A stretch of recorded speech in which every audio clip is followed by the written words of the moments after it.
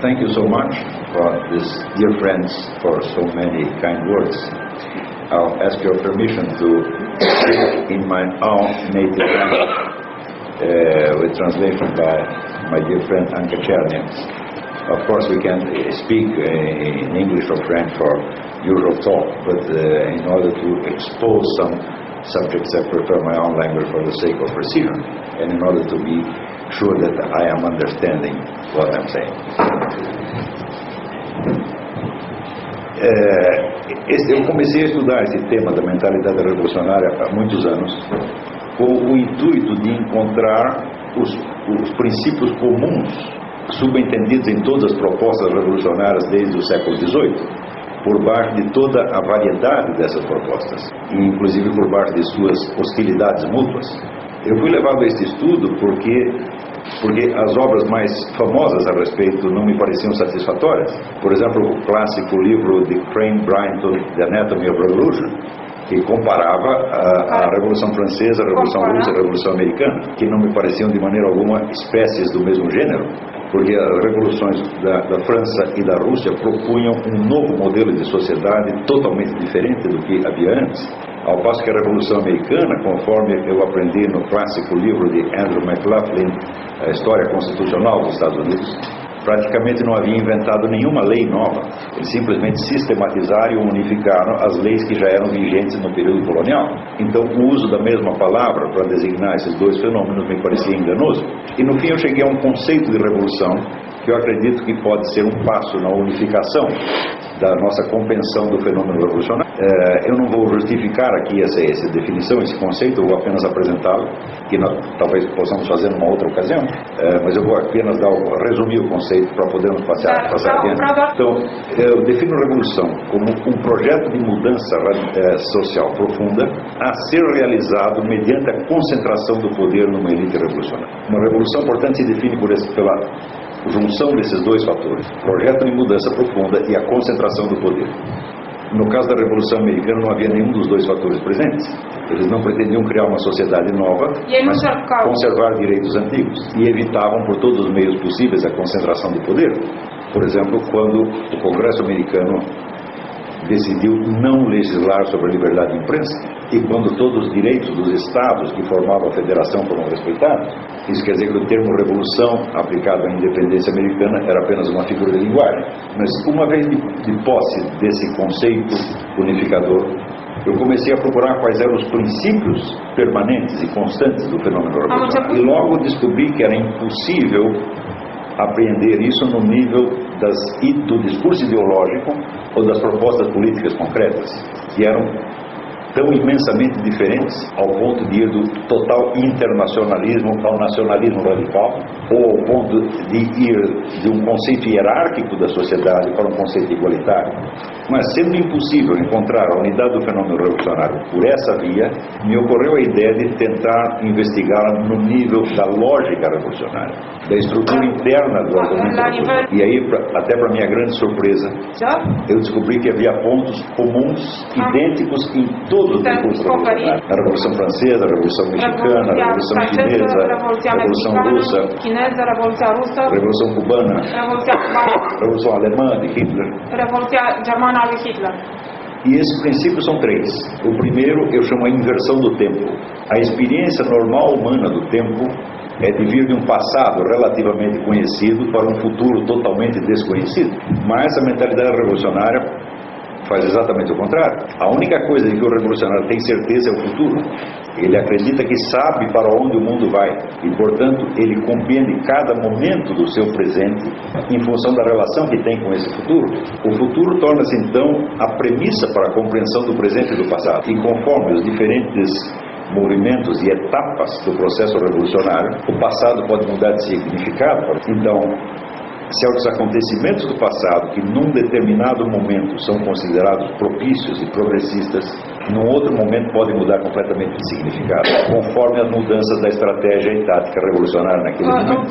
O segundo princípio do discurso revolucionário é, portanto, em decorrência desse, é a inversão de sujeito e objeto, ou seja, os processos causais não são explicados a partir dos agentes que os produzem, mas da reação que se oferece a eles. A reação se torna ação e a ação se torna reação. Por exemplo, no caso quando o Vietnã do Norte invade o Vietnã do Sul e os Estados Unidos, atendendo a um tratado que tinha com o governo do Vietnã do Sul, a coisa se torna retroativamente uma invasão americana. E em decorrência desse segundo princípio, nós temos um terceiro, que é a inversão da responsabilidade moral. Um exemplo enormemente significativo disso nos é dado pelo coordenador-geral dos campos de concentração na Alemanha, Heinrich Himmler. Frequentemente ele era visto chorando e perguntando: por que esses malditos judeus me obrigam a fazer tanta violência? Ele se sentia vítima. A mesma reação se observa em Che Guevara. Che Guevara ficava realmente revoltado de que as pessoas o obrigassem a fuzilá-las. Os exemplos dessa inversão são tantos que a única dificuldade é o embarras de choix. Então, esses três princípios, eles são universalmente presentes em todos os discursos revolucionários, por mais diferentes que sejam os seus conceitos. Por exemplo, se o indivíduo concebe o futuro como o reino da igualdade, ou se ele concebe o futuro como o império da raça superior, os princípios lógicos subentendidos na justificação disso são os mesmos. Após ter verificado, então, um grande número de exemplos que me confirmavam a onipresença desses três princípios, eu descobri um livro clássico da psiquiatria, publicado em 1909 pelo psiquiatra francês Paul Sérieux.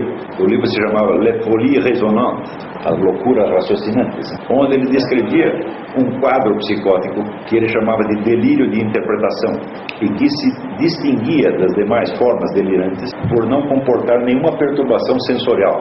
Quer dizer que nesses casos a percepção que o indivíduo tinha dos fatos era correta. Ele não via coisas, ele não tinha alucinações, apenas montava os dados de uma maneira delirante. Isso quer dizer que todos os dados podem ser reais. Quando nós lemos o livro de Karl Marx, ou Mein Kampf, Adolf Hitler, ou os textos de Che Guevara, nós encontramos uma multidão de fatos perfeitamente reais e que só se tornam delirantes porque são interpretados em função de um futuro que é dado como conhecido. Se nós perguntarmos como veio a acontecer essa mudança na percepção do tempo, nós temos que recuar muito na história para as primeiras gerações de cristãos que estavam em dúvida quanto à data do segundo advento. Nos primeiros 2 séculos do cristianismo houve muita discussão a respeito disso, porque evidentemente o segundo advento era tido como uma certeza absoluta, mas não havia nenhuma data prevista. Isso quer dizer que o segundo advento era um término da história e uma passagem do tempo para a eternidade, e não um capítulo do tempo, não um capítulo da história. Ao longo do desenvolvimento da história intelectual do Ocidente, a noção de fim da história foi gradativamente se transformando à medida que se perdia o senso da eternidade e que a história se tornava a dimensão última da realidade. Aí a inversão do tempo estava consolidada. E julgar tudo em função de um futuro imaginário se tornou tão comum e corrente que mesmo pessoas que são contra o movimento revolucionário raciocinam como se conhecessem o futuro. Por exemplo, quando defendemos a democracia liberal e acreditamos que ela é o futuro ideal do mundo. Quando acreditamos nisso realmente, estamos raciocinando como revolucionários, porque de fato nós não sabemos se algum dia a democracia liberal vai imperar no mundo. Aí se introduz uma confusão entre um ideal que é tomado como conhecimento.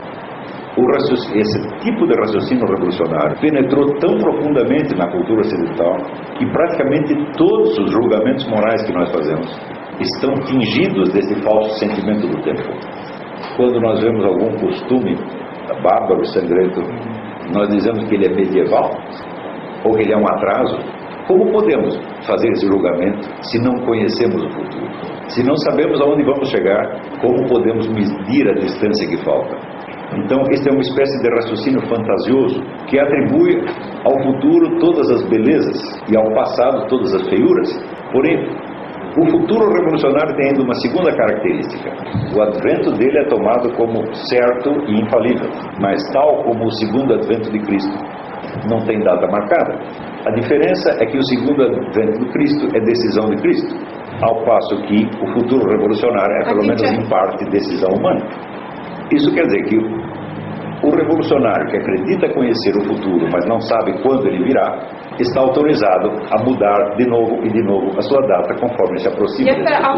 Por outro lado, como o futuro é a sede todas as belezas e de todos os bens, aquele que acredita representá-lo no presente está investido da autoridade de julgar o mundo. E ele, por sua vez, não pode ser julgado, porque o único tribunal perante o qual ele poderia ser julgado é o futuro. Portanto, ele só poderá ser julgado quando chegar esse futuro. Mas como o futuro não tem data marcada, ele não será julgado nunca. Quando nós nos aproximamos 3 meses do futuro, o futuro se desloca para frente 3 meses. Isso quer dizer que a ideia de responsabilidade moral é totalmente abolida da mente do revolucionário. Não que ele se divinize, que ele se acredite em Deus. É uma simples questão de lógica temporal. Ele não pode ser julgado porque não há instrumentos lógicos para isso. Eles são inapreensíveis porque se deslocam sempre para o futuro. E se ele tiver atrás de si toda uma carreira de crimes e horrores, é impossível saber se isso foi bom ou mal, porque o critério de julgamento será o papel que esses fatos tiveram para a construção do futuro. Então, por mais humilde que seja o revolucionário, ele não pode se colocar em julgamento jamais, mesmo que ele queira, porque isso é contraditório com a própria base do discurso revolucionário. Inúmeros fatos da história intelectual do Ocidente contribuíram para isso. Um deles, apenas um que eu vou citar como exemplo, é o que eu chamo paralaxe cognitiva. Eu defino esse fenômeno como o deslocamento entre o eixo de uma construção intelectual e o eixo da experiência real. Esse fenômeno se tornou possível a partir do momento em que se constituíram as universidades europeias, em que a filosofia se tornou uma profissão, com um regulamento, uma hierarquia, um sistema de prestígios e assim por diante. A partir desse momento, o intercâmbio filosófico se torna uma conversa entre papéis sociais e não entre pessoas de carne e osso. Num primeiro momento isso não teve consequências devastadoras, porque os filósofos europeus eram todos cristãos e estavam comprometidos a uma certa dose de sinceridade pelo sacramento da confissão. A partir da hora que os filósofos deixam de se confessar, sobra apenas o papel social. Isso quer dizer que o filósofo não é obrigado mais a acreditar no que ele está dizendo. E gradativamente a distinção entre um juízo categórico sobre a realidade e uma mera hipótese vai se tornando inapreensível. Por exemplo, se estudamos a carreira de René Descartes, nós vemos que ele dedicou a maior parte do seu tempo a estudos de ciência natural, mas quando pela primeira vez ele decidiu publicar o seu sistema de cosmologia, ou seja, a sua visão do mundo natural, ele o fez sob a forma de uma obra de ficção, que ele chama de Traité du Monde. Então a pergunta é, se a coisa que você leva mais a sério são as ciências naturais, e você considera a especulação filosófica apenas um complemento, por que você expõe as suas ideias filosóficas sob a forma de tratados explícitos e a sua ciência natural sob forma de ficção? Ainda em René Descartes, quando nós examinamos o seu livro Meditações Metafísicas, Meditações de Filosofia Primeira, nós vemos que ele começa o livro como se fosse uma narrativa de autobiografia interior.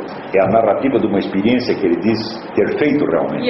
Então ele conta como no início da sua juventude foi pondo em dúvida os ensinamentos que recebia.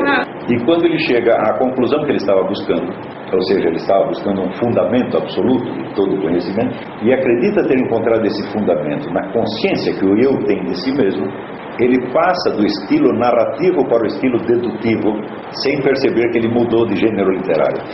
Ele acredita que ele ainda está contando a sua história, quando na realidade ele está tirando conclusões do conceito do eu filosófico. Então a coisa começa como a história de René Descartes e termina como a estrutura do eu filosófico.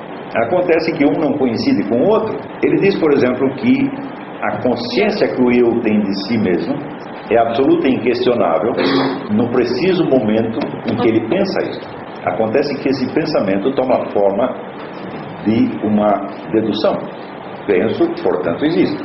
E essa dedução transcorre no tempo. Essa mesma atividade filosofante a que ele está se entregando pressupõe a continuidade do eu no tempo. Portanto, não é a consciência de pensar que constitui o fundamento do conhecimento, mas a continuidade real do eu no tempo, com ou sem consciência de si mesmo. Ou seja, a continuidade do eu no tempo é a condição para que René Descartes empreenda a sua investigação. E a conclusão a que ele chega, o famoso cogito, não pode ser de maneira nenhuma o fundamento primeiro do conhecimento, porque ele é o resultado de uma longa e complexa dedução. Por outro lado, quando René Descartes diz que vai colocar todos os conhecimentos em dúvida, ele diz que isso foi uma experiência real, que ele realmente o fez, e que nós podemos fazer a mesma experiência. Eu tentei fazer a mesma experiência. Cheguei à conclusão que é absolutamente impossível. Porque quando eu tenho uma dúvida, portanto é impossível colocar alguma coisa em dúvida sem afirmar alguma outra coisa.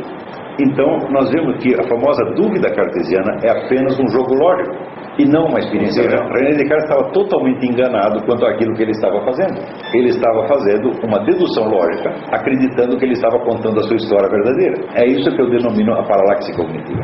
Exemplos da paralaxe cognitiva são tão abundantes a partir desta época que raramente encontramos algum filósofo moderno que não esteja afetado dela de alguma maneira. Eu vou dar outro exemplo extremo, que é quando Karl Marx diz que somente o proletariado pode ter uma visão objetiva do processo histórico, porque todas as classes anteriores viviam da exploração de outras classes e tinham que lançar ante os próprios olhos um vestido ideológico para não ver o que estavam fazendo, ao passo que o proletariado, que não explora ninguém, está livre para enxergar a realidade como ela é. Bem, supondo-se que as coisas sejam assim, evidentemente, o primeiro pensador a perceber a realidade do processo histórico teria de ser um proletário. E Karl Marx não apenas não era um proletário, como jamais tinha visto um no instante em que escreveu isso. Eu não li a obra inteira de Karl Marx, mas quase inteira. E eu procurei algum sinal de que ele tivesse percebido este problema. Mas ele é de uma inocência total.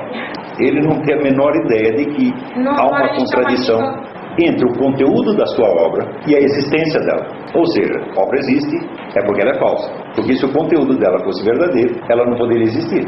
Mas acontece que a existência real de uma obra, como um livro publicado, nunca faz parte do conteúdo da obra. E aí nós temos a paralaxe, o abismo entre a realidade da experiência e o conteúdo da construção teorética. Eu vou lhe dar um outro exemplo, talvez seja pior ainda. Immanuel Kant diz que tudo que nós percebemos do mundo objetivo é um conjunto de estímulos anárquicos e que a nossa mente coloca aquilo em ordem e constitui um mundo. Portanto, nós nunca percebemos as coisas em si mesmas, mas apenas aquilo que nas coisas corresponde à esquemática do nosso conhecimento. Ou seja, nós não conhecemos coisas, conhecemos apenas fenômenos. E fenômeno vem do verbo grego phainestein, que quer dizer aparecer. Conhecemos aparências. Em seguida, Immanuel Kant publica um livro que diz exatamente isso e nos coloca no direito de perguntar: com este livro, você pretende que nós conheçamos a sua filosofia em si mesma ou somente a aparência dela?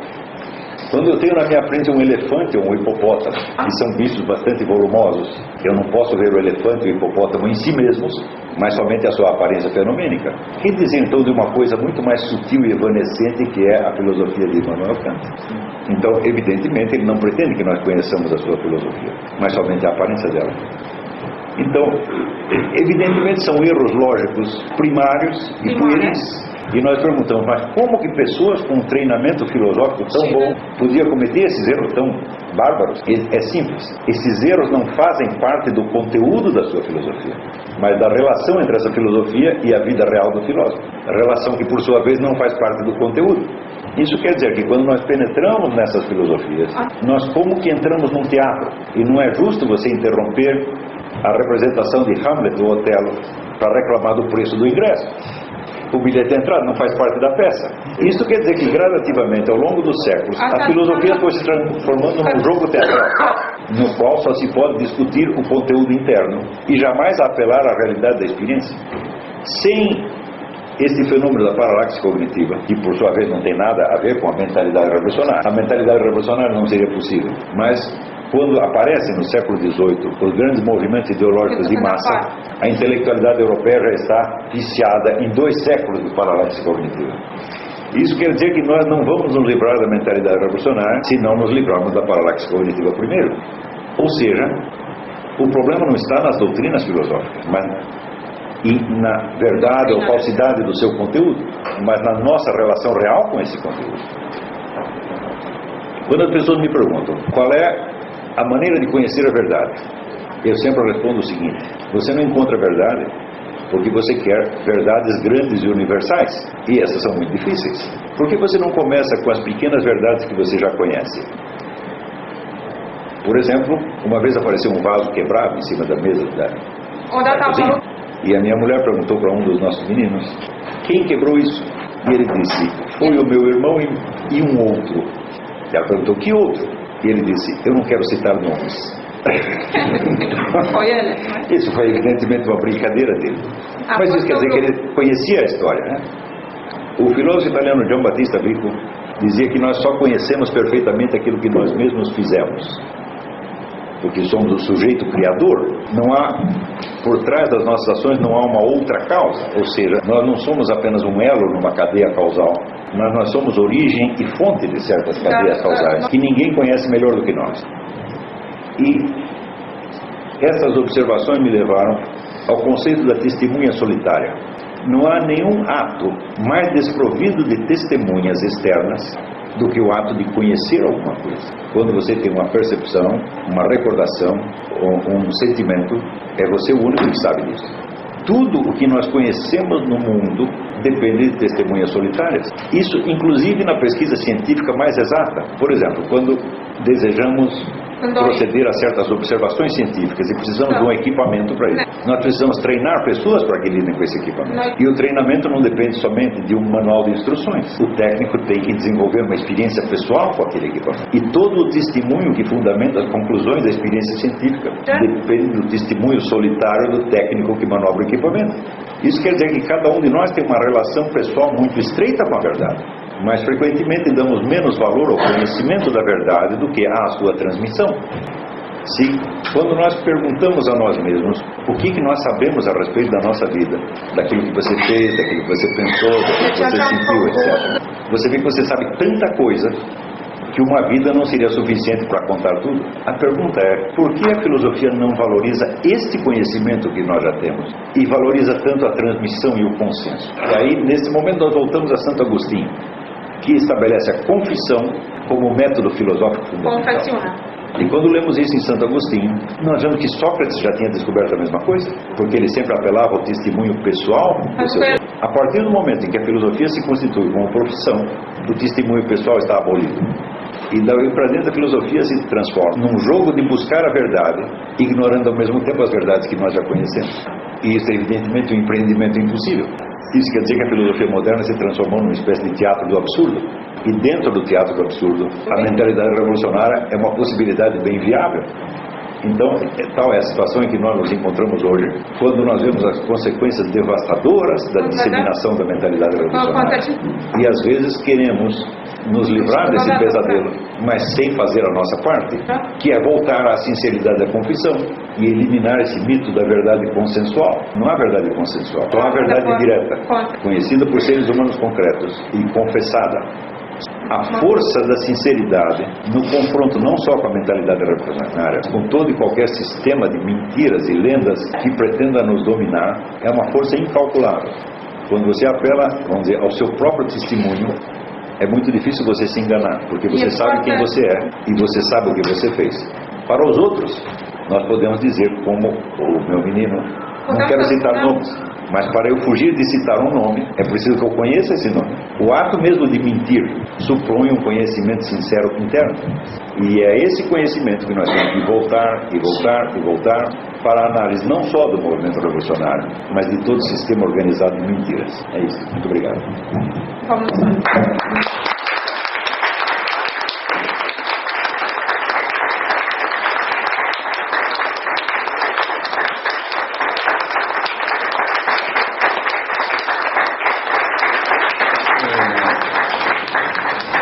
Em primeiro lugar, muitos movimentos que são chamados reacionários são de fato revolucionários, porque propõem uma nova sociedade apenas com um modelo contrário ao de uma outra revolução. Por exemplo, o Império Universal da Raça Superior é um ideal revolucionário, tanto quanto o Reino Universal da Igualdade.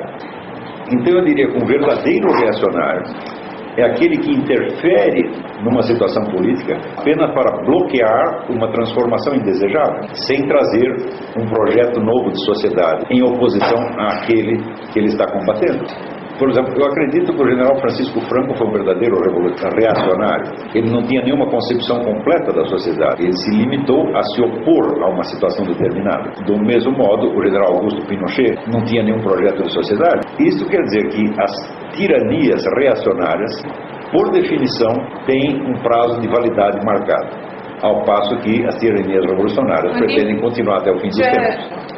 É claro que o uso da palavra revolução, às vezes, vem envolvido numa aura de prestígio, de tal modo que o revolucionário atribui o termo de revolução somente ao seu próprio movimento, chamando o inimigo de reacionário, quando, em grande parte, esses inimigos são, de fato, revolucionários de outra revolução.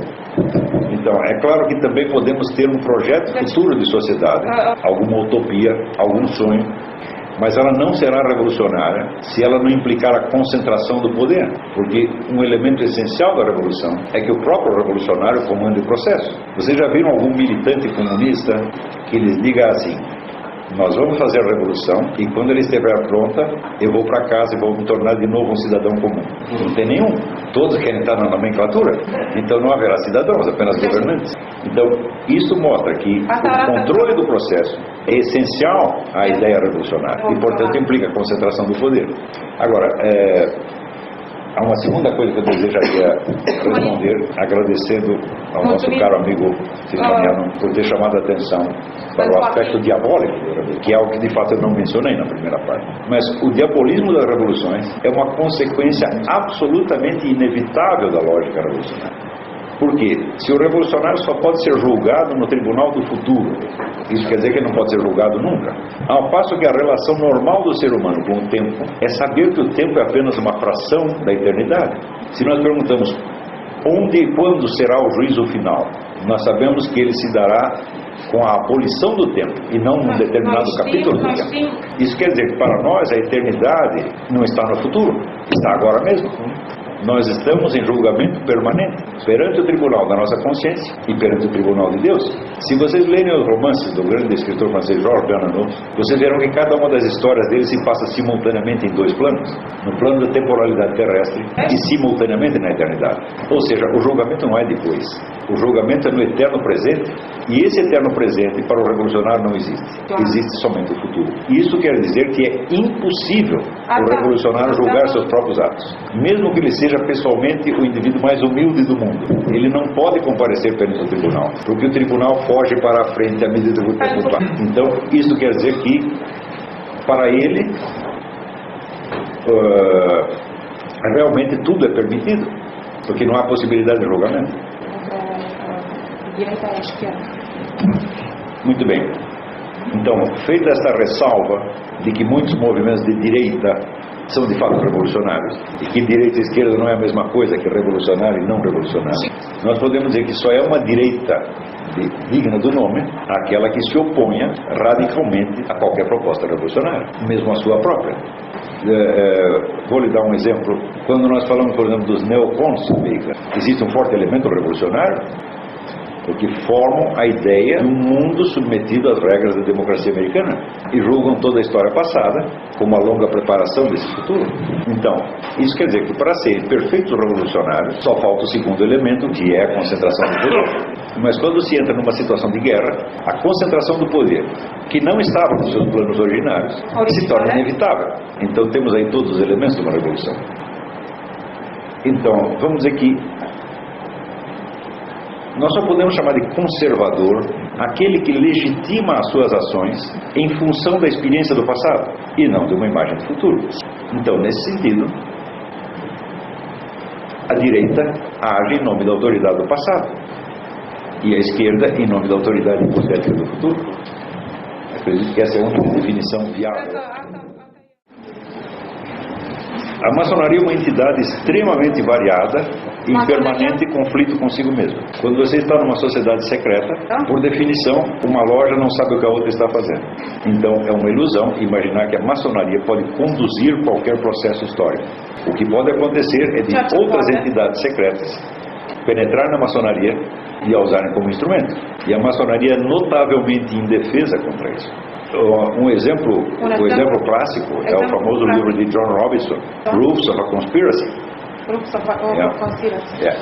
Que é um livro do tempo de George Washington, onde ele mostra que várias lojas maçônicas tinham sido invadidas por elementos da seita dos Illuminati e estavam controlando a maçonaria.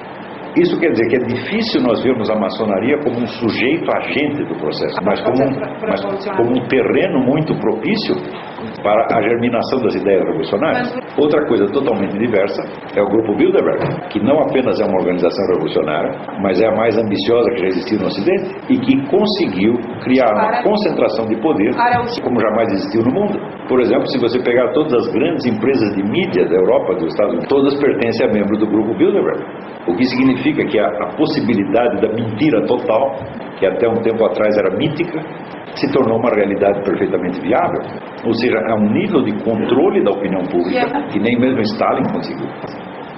Então, evidentemente, esse é um processo revolucionário, nós estamos dentro dele, e que só não conquistou um domínio total, porque ele concorre com dois outros projetos, que são o projeto russo-chinês e o projeto islâmico. Esses três projetos têm origens independentes, têm sua própria história e não se confundem de maneira alguma. Mas eles têm no mundo atual várias zonas de intersecção, onde às vezes estão em competição, às vezes em colaboração, tornando o panorama total muito difícil de descrever, sobretudo pelo grau enorme de segredo e de mentira que existe em tudo isso. Por exemplo, o projeto islâmico não pode ser compreendido de maneira alguma sem levar em consideração um tipo de entidade ou de organização que se chama Tariqa.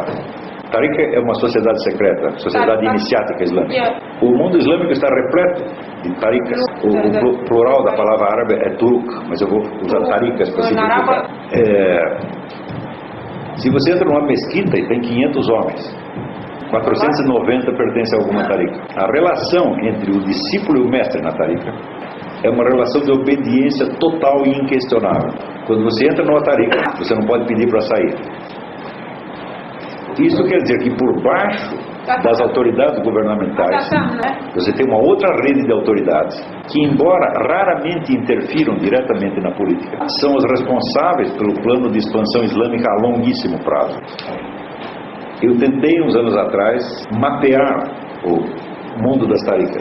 Cheguei à conclusão que é impossível. Seria preciso passar a vida num país islâmico e penetrar profundamente nesse reino de segredos e sombras.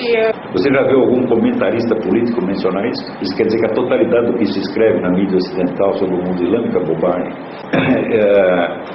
Eu vou lhe dar um outro detalhe.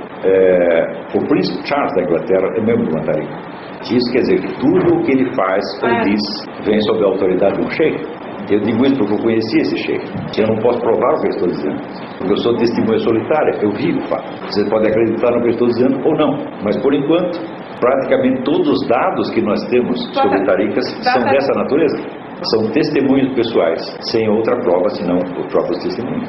Se nós nos perguntarmos qual é a relação entre o projeto islâmico e o globalismo ocidental do Bilderberg, nós vemos que é uma relação ambígua, difícil de descrever, porque alguns dos membros do grupo Bilderberg são também membros de Tariqa. Isso só para lhe dar uma ideia do quanto falta nós sabermos para podermos compreender a verdadeira situação da disputa de poder no mundo. Alguns dados apareceram durante este meu debate com Alexander Dugin. E, por exemplo, se tornou claro que este projeto que ele e Vladimir Putin chamam de Império Eurasiano é exatamente o mesmo projeto expansionista de Stalin, concebido nos anos 50, e que está sendo posto em execução exatamente pelo mesmo grupo de pessoas, isto é, a boa e velha KGB, mas agora com um discurso ideológico totalmente diferente. E agora, então, é um discurso patriótico, com um véu de pretextos religiosos, nos quais eles não acreditam absolutamente, mas que podem enganar muita gente. Por exemplo, Vladimir Putin e Alexander Dugin, ambos fazem questão de proclamar que são cristãos ortodoxos. Só que, procurando nos livros de Alexander Dugin, a noção do que ele chama Santa Rússia, ele diz claramente que a Rússia já era santa antes do advento do cristianismo, porque assim tinha sido determinado por cultos xamânicos anteriores. Isso quer dizer que o nacionalismo russo está acima do cristianismo. Nenhum cristão diria isso jamais. Então, mas essas coisas dão muito trabalho para a gente descobrir. Ler os livros de Alexander Dugin é um sofrimento indescritível, porque existem duas técnicas de mentira. Uma é você dizer verdades normalmente e colocar uma mentira aqui e outra ali, bem sutil e bem disfarçada. A outra técnica é da mentira compacta, onde num único parágrafo de 10 linhas há 30 mentiras, de modo que para você desmentir aquele parágrafo você precisa escrever 30 páginas. E os livros do Dugin são assim, quer dizer que há uma dificuldade, por assim dizer, física de desmentir. Dá um trabalho miserável. E note bem que no Ocidente tem muito pouca gente estudando isso.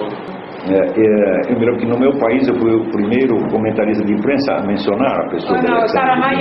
E então um grupo de estudantes decidiu montar um debate entre... E aí que eu fui estudar mais profundamente o assunto. E eu descobri que o Império Eurasiano já é praticamente uma realidade. E que existem muitos serviços secretos de países ocidentais que estão profundamente comprometidos com o projeto europeu. Então, tudo isso é um mundo de sombras, um mundo de segredos. E o trabalho que ainda resta fazer para tornar isso claro é imenso. O que eu posso fazer é pedir socorro a vocês. Vamos estudar esse material todo e vamos tentar compreender o que essa gente está tentando fazer. Para mim, todo este fato do Império Eurasiano se enquadra na profecia de Fátima, quando Nossa Senhora diz que os erros da Rússia vão se espalhar pelo mundo. Ela não se referiu especificamente ao comunismo, mas genericamente a erros da Rússia. Ou seja, depois do comunismo pode vir alguma coisa ainda pior. Por outro lado, os planos islâmicos também estão encobertos sob camadas e camadas de segredos e mentiras. E os nossos belos comentaristas políticos, que julgam tudo a partir da aparência visível, estão entendendo esse processo de islamização da Europa apenas como um processo de invasão quantitativa, por assim dizer. Quando a invasão começou na esfera da elite, através das taricas, pelo menos na década de 20. Então, vamos responder a primeira questão da Revolução Árabe. As revoluções estão sendo preparadas há mais de 50 anos. Essa organização, que se chama Fraternidade Islâmica, segue os ensinamentos de uma espécie de teólogo da libertação chamado Said Qutb. E a obra fundamental que inspira esse movimento é o imenso comentário corânico feito por Said Qutb, que interpreta versículo por versículo, dando um sentido de ativismo político a cada um deles. No caso da teologia da libertação ocidental, nós podemos dizer que ela é herética e que ela é um desvio da tradição. Mas nós não podemos dizer a mesma coisa da teologia de Said Qutb, porque ela é uma interpretação teológica perfeitamente viável. Ela não pode pretender ser a única interpretação possível, mas não há meio de impugná-la por completo. Então, ele escreveu esse comentário em 30 volumes, chamado A Sombra do Corão. Existe uma tradução inglesa completa. Um dos preceitos fundamentais é um versículo corânico que diz: tirano é aquele que permite o que Deus proíbe, ou proíbe o que Deus, ou permite o que Deus proíbe. Ou permite o que Deus proíbe, ou proíbe o que Deus permite. Mas a palavra Deus não é bem adequada, porque Allah não quer dizer Deus. Allah tem um artigo antes. Allah significa a divindade. Allah não é uma pessoa, como Deus Pai, Deus Filho, Deus Espírito Santo. É uma noção abstrata e inatingível. Nos templos islâmicos, correspondente ao altar, é um espaço vazio cavado na parede, para aludir, vamos dizer, a uma espécie de ausência que é ao mesmo tempo uma presença universal. Da definição de tirano, como está no Corão, Said Qutb deduz muito corretamente que todo governante não islâmico é um tirano e que, portanto, segundo ele, a primeira obrigação de todo muçulmano que vive num país não islâmico é derrubar o governo, só sendo dispensado desfazê-lo se a coisa for impossível. Isso quer dizer que todo país islâmico, governado por um governo leigo, ou não expressamente comprometido com a fraternidade islâmica, está condenado desde 1930. A fraternidade islâmica é a mais poderosa organização política do Islã e praticamente é a única entidade que tem o monopólio da formação dos militantes em todo o mundo. Qualquer novo convertido ao Islã recebe imediatamente a oferta de passar 6 meses no Paquistão para adquirir sua formação de militante, com tudo pago pela fraternidade islâmica. E note, esses não são terroristas. Do total de militantes, aqueles que vão se dedicar à atividade terrorista são uma fração mínima. Mas sem este fundo de militância espalhada por todo quanto é lado, o terrorismo seria impotente. Lenin já definiu o terrorismo como propaganda armada, cujo objetivo é fortalecer a propaganda desarmada. Usualmente, na mídia ocidental, se fala muito da distinção de muçulmanos radicais e muçulmanos moderados, mas moderado e radical são noções quantitativas e não substanciais. Todo e qualquer militante islâmico ligado de algum modo à fraternidade islâmica Ele pode ser radical ou moderado, trocando de posição muitas vezes na sua vida conforme a função que ele tem. Na prática é impossível distinguir quem é moderado e quem é radical, porque não se trata de correntes ideológicas distintas, mas de funções diferentes dentro de um mesmo esquema estratégico. No Ocidente, nós estamos acostumados a pensar em termos de liberdade religiosa, mas a questão é que em árabe não existe sequer uma palavra que signifique religião. A palavra que se usa é din. E din quer dizer uma lei universal obrigatória para toda a humanidade. Isso quer dizer que o Islã não é uma religião. O Islã é um Estado universal. Isso quer dizer que onde quer que o Islã se instale, você tem um Estado dentro do Estado. Não há como escapar dessa situação. Os primeiros a cair, evidentemente, são aqueles países de origem islâmica que, por influência ocidental, têm um Estado laico. Esse Estado não pode, por definição, não pode durar. E nós estamos vendo a queda de todos eles. Ou seja, a fraternidade islâmica está primeiro terminando de tomar posse do seu próprio território para preparar e fortalecer a expansão mundial. Então, acho que isso responde, né? Aqui, quando os jovens inicialmente contaminados pela esquerda, o que é que devemos fazer? Eu creio que eles não podem ser ajudados diretamente, porque eles não querem a nossa ajuda. Ao contrário, nos consideram ou inimigos, mas há algo que nós podemos fazer indiretamente.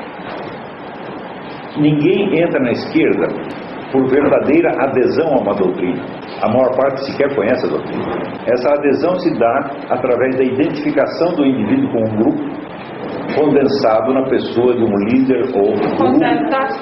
Se você destruir a imagem do guru, o grupo se dispersa. Então, essa é a técnica que eu chamo a militância da desmoralização. Não se trata de uma luta de ideias, confronto de doutrinas.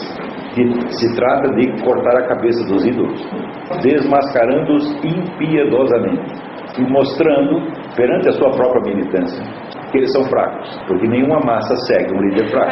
Eu já tentei esse método no Brasil e sempre funcionou. Muito bem, o que mais aqui?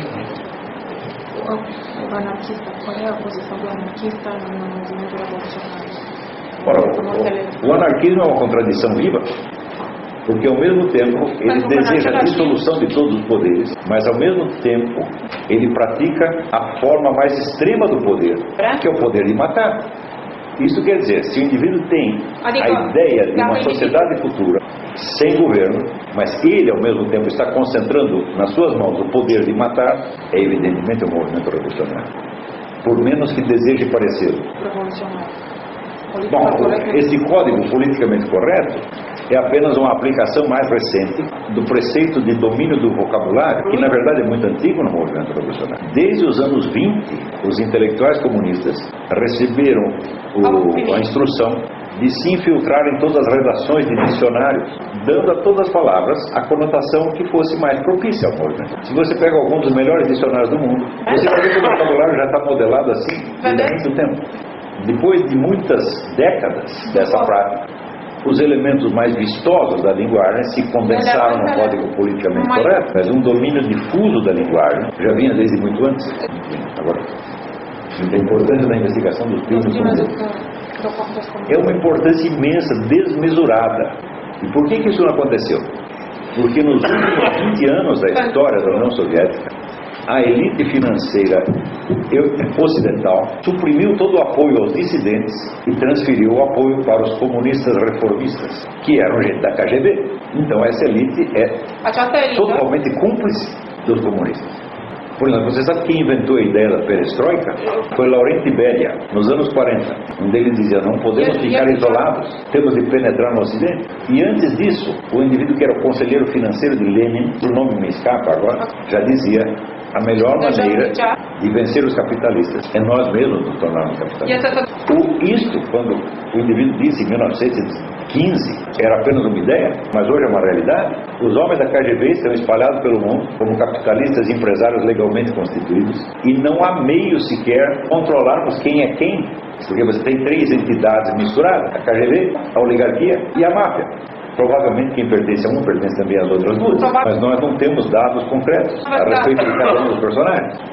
Então, isso quer dizer que a recusa de investigar os crimes dos comunistas veio do fato de que o governo das elites ocidentais foram cúmplices da perestroika, ou seja, cúmplices da disseminação da ação da KGB no mundo. Então, nada podemos esperar dessa elite. Mas isso não quer dizer que nós não possamos fazer nada. Nós podemos não só investigar e provar esses crimes, mas nós podemos processar essa gente.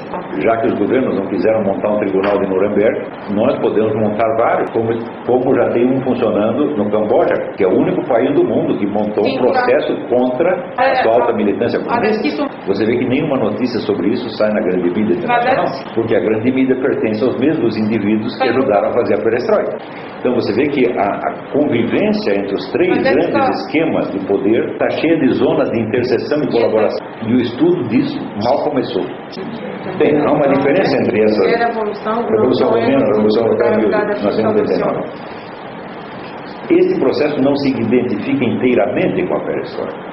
A perestroika deu início a uma série de transformações que puderam e podem ser desenvolvidas em sentidos independentes, e praticamente o futuro de cada uma dessas nações depende disso. Ou seja, nós vamos apenas mudar a nossa fachada, o nosso discurso ideológico, mas continuar fazendo a mesma coisa, ou nós vamos aproveitar a oportunidade e sair completamente fora dessa rede de compromissos criminosos? Essa pergunta não tem resposta ainda. Isso ainda está para ser decidido, ainda estamos decidindo isso.